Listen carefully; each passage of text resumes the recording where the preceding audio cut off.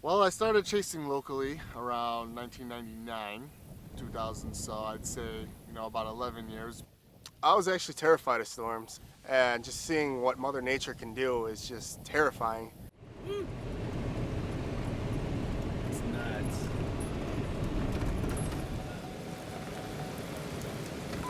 I started storm chasing in June 1st, 2010 was my first ever official storm chase. People I just meet kind of are like, wow, you're kind of crazy. Why would you do that? Why would you put yourself in the danger zone, so to speak, and put yourself at risk? They all say I'm crazy, each and every one of them. But after they say I'm crazy, they say that's so cool and they want to come with one time, and then they never do.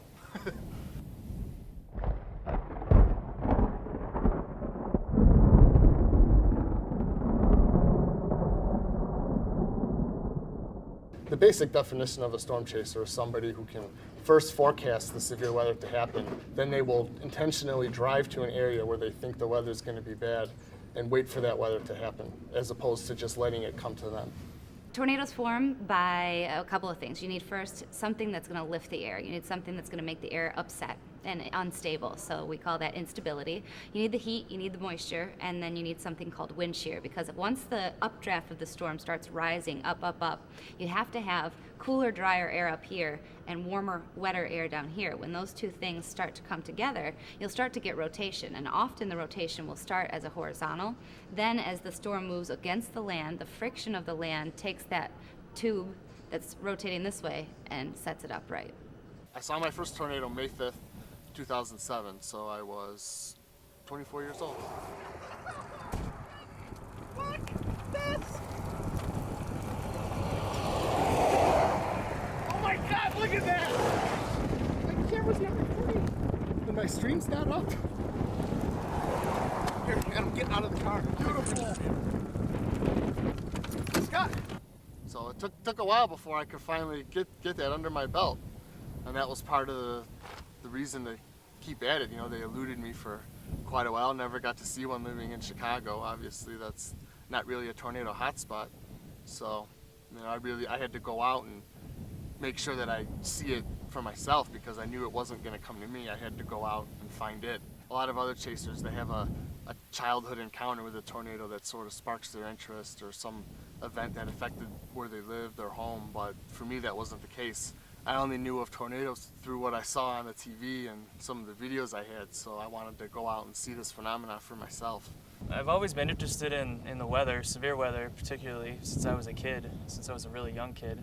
I remember an event when I was a little kid in upstate New York where I lived, and there was a tornado on probably a mile from the road to our right. I really didn't have a super memory back then, but I remember my dad and my mom looking out the window and commenting on, oh, that looks like a tornado. And we kind of drove frantically away, and then that kind of piqued my interest a little more. And that interest grew, and for some reason when I went to college, I didn't major in atmospheric sciences or anything like that. I was thinking of going to law school, and definitely came to regret that decision later, but I've been started chasing last year, and I'll probably rejoin the workforce at some point, but whenever my money runs out. But till then, I'm chasing as much as I possibly can. Anytime it rained or anything, I would be just a nervous wreck. So I knew my whole life I couldn't be afraid of storms. So I started doing book reports and projects and everything on weather in 2nd, 3rd, 4th grade. Finally, up until about 6th grade, it was just like, I want to do this. I want to go out there and see this. I'm sick of reading about it. I want to see it.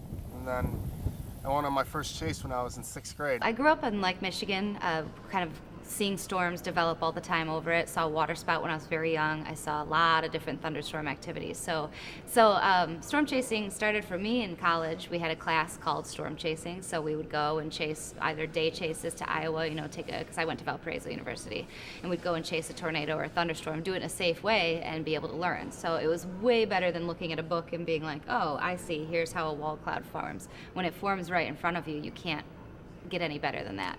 I took a break while I got into television and didn't chase hardly at all, and then my boyfriend is the main character on Storm Chasers on the program on Discovery, And he had me out, and now I've seen this year alone, seen a dozen tornadoes.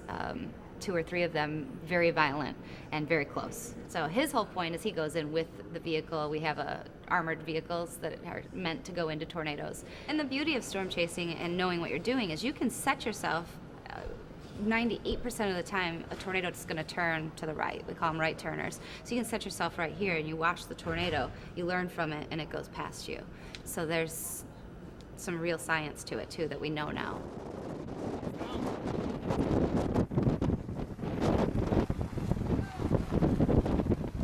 Look behind you! Look behind you!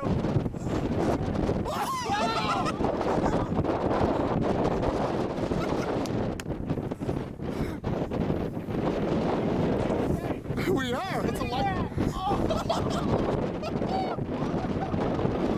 We're gonna get soaked! The biggest hazard in storm chasing isn't what you think it is. One would think it would be the weather. It's actually driving.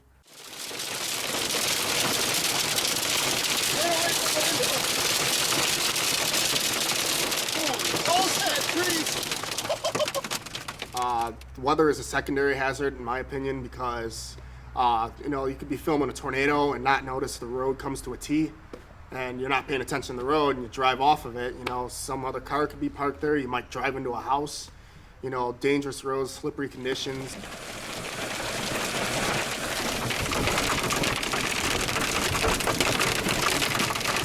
Tornadoes themselves are hazards, obviously.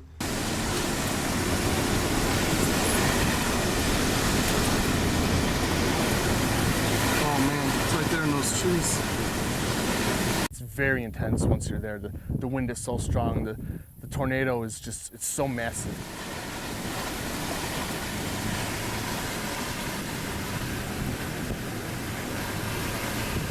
You look at it on the TV and you think, okay, it's a tornado. But when you actually see it in person, they are massive. You don't look straight at them, you look up, and all you see is this giant tornado coming at you. So it's a very intense moment, and you never know how you're going to react until you're in that situation. So some people can handle themselves very well, and others let their emotions get the better of them, and they kind of freak out a little bit, and then I have to try to calm them down so that way their emotions don't rub off on me, and then I lose composure, I lose situational awareness. So you have to try to kind of keep everybody calm, because things can get chaotic really quickly and you can lose situational awareness, and then that puts yourself in more danger because you're focusing on the wrong things and not what you should be focused on. With a tornado, like let's for example say Joplin, when they just got south half of town got wiped out, it's like city blocks within city blocks and miles of the same damage of chaotic violence.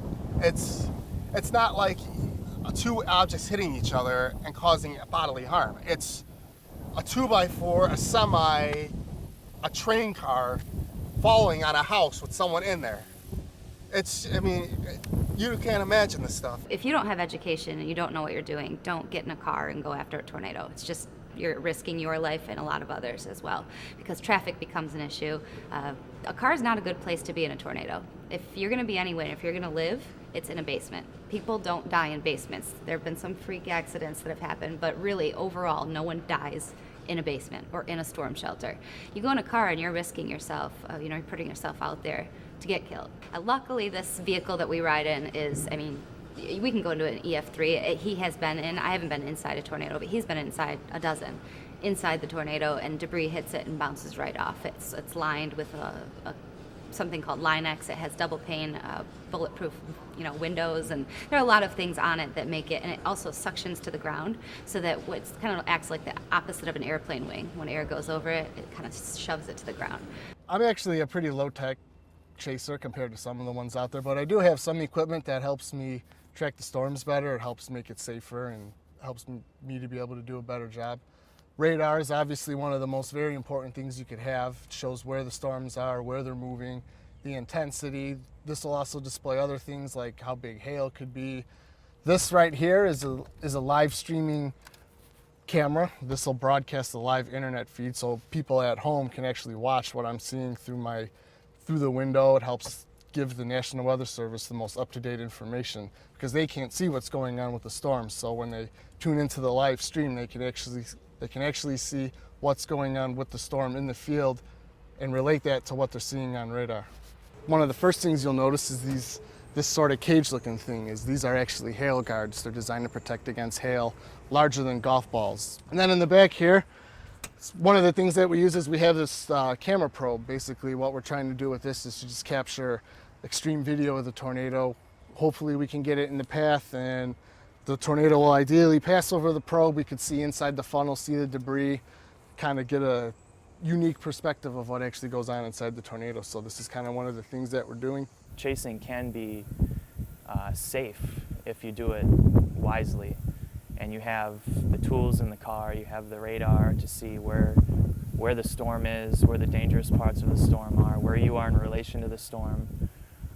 You know, all those are very large necessities, I believe, to chasing. You know, if you have the desire to get out there and do it, I fully, you know, get out there and do it. You know, I'm living my dream right now, and I'm loving every second of it, and I would not give it up for the world. And I wish anyone out there who wanted to chase and had the dream of chasing to get out there and do it, but to do it safely and to do it wisely.